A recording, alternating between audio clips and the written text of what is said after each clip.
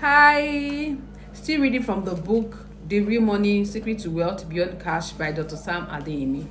The last time we read the basics of money, the invention of money, and today we are starting from the need to do business.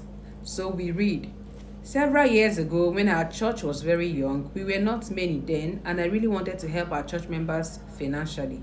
But I discovered that all that I was teaching about finances was that they should give. One day I looked at my church members and I thought to myself, these people do not have the money. They cannot give what they do not have. So I prayed, Lord, is there anything in the Bible that can teach us how to get the money? I would rather teach the church members how to get the money first, and when they get it, we can talk about giving. As things are now, they do not have money, I do not have money. And then the Holy Spirit took me on a journey, an experience that has been life changing with powerful insight from the Bible. One of the things I saw from the Bible, for example, is the fact that people need to start and run their own businesses. I am a crusader for entrepreneurship.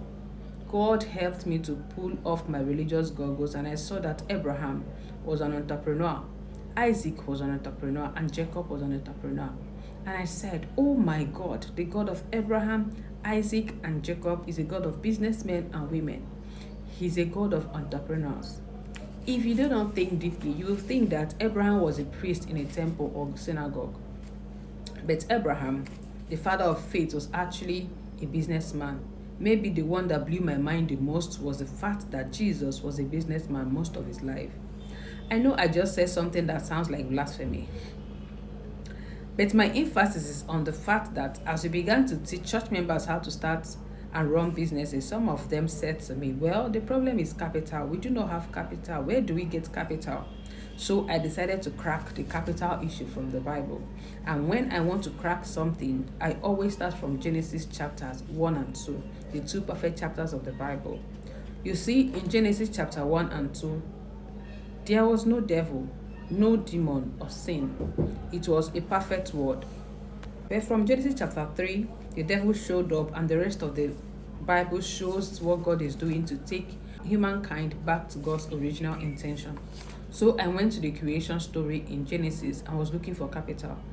The question on my mind was, how much did God have when he wanted to create the world? I read through the first two chapters of Genesis, but money was not mentioned there. So I said, if not having money is what makes a person poor, then at that time God was broke. We all know he was not broke because he created the whole world anyway. So that led me to a very powerful conclusion. It is not the absence of paper money that makes a person poor. So what were the resources that God